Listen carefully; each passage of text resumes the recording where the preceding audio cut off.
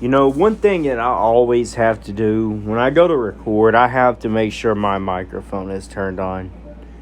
And I think anyways, that I now have that as a habit of making sure my mic is on before I start recording.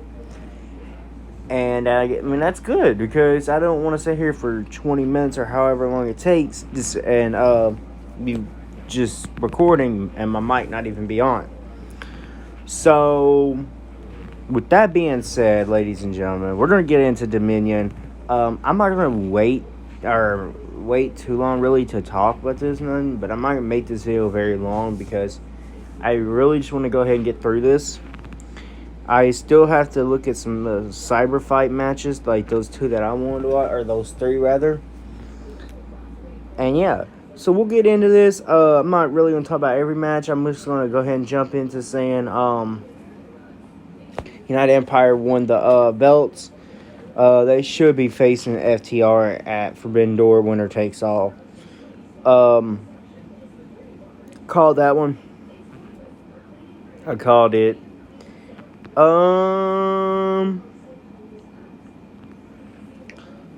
Then we had. Let's see. I don't even think I did the never open weight predictions, but as far as Shingo and Taichi goes, I said Shingo was gonna win. That was a fun match. You know, that was a fun match. I want to see more like that. You know, the way it worked. You know, you pin your opponent. Let's say you get the count of. You have 10 minutes. You gotta go in there for. Let's say you go to pin your opponent and he kicks out like 2. You get like the or let me rephrase that. You pin your opponent and he kicks out at 1, like you get like the referee's hand hits 1, then you got a point. If he gets the 2, you got 2 points. If he gets 3, you get 3 points. I thought it was a very fun match, and I honestly think every one of those KLPW should be like that. You know, because if you gotta make something interesting with this thing. You know what I'm saying?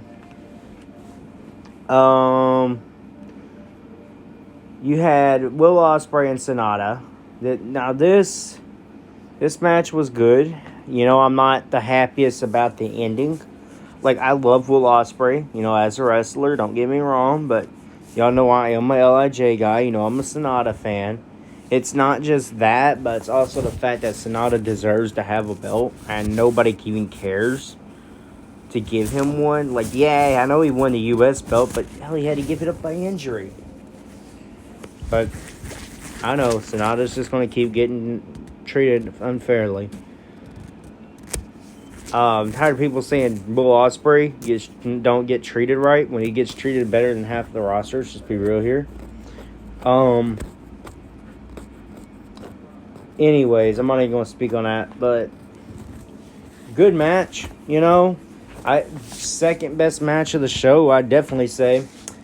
And you had Tanahashi Goto. Tanahashi winning, very, very predictable.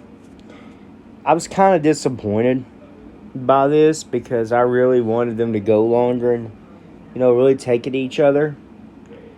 And that was the overall problem with this Dominion, is it was very rushed.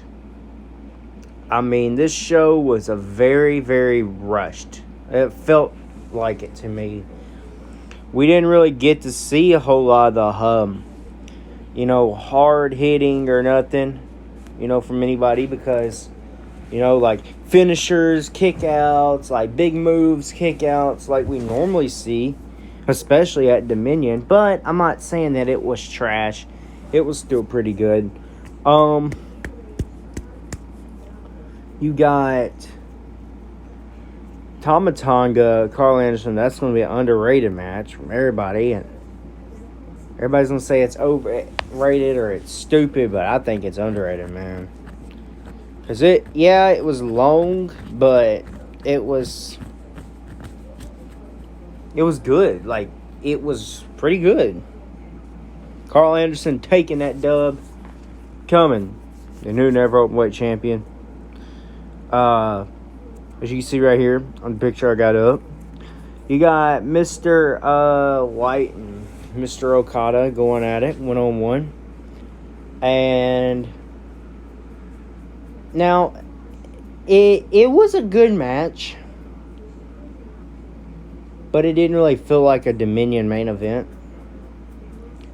Especially when you have Jay White and Okada. Like at G1 Supercard when they had that match, man, it was phenomenal. But I don't know. This was honestly, this match wasn't near as good as the one they had in New York, but it is what it is. I'm not going to be a hater. It was still a good match, still very enjoyable.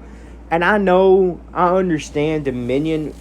I feel like really the main reason why we didn't have all that, hard hitting action and like the stuff we normally see from a New Japan show is because really we're going into Forbidden Door, and this show was mainly just all storytelling.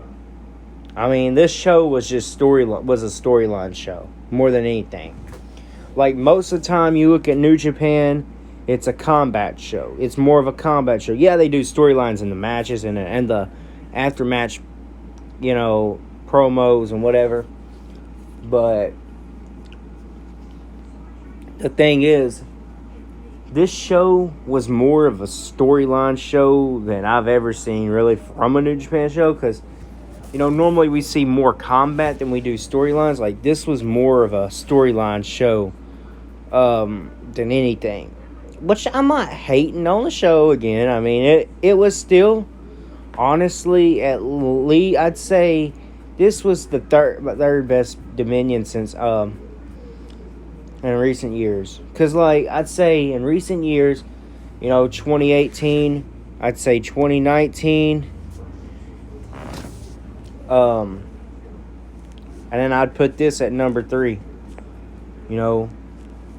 because, I mean, I know, and Dominion 2021 wasn't bad, but the guys, and you have all kinds of guys on this show, man, compared to the last Dominion. Like, we got everybody from the Tanahashis to the Gotos to the LIJs to the Good Brothers to the Ace Austins, and to just everything. That's the reason why I put this over the 2021 version, because here's the thing. This show was stacked. The card was a lot better. You had better names on here.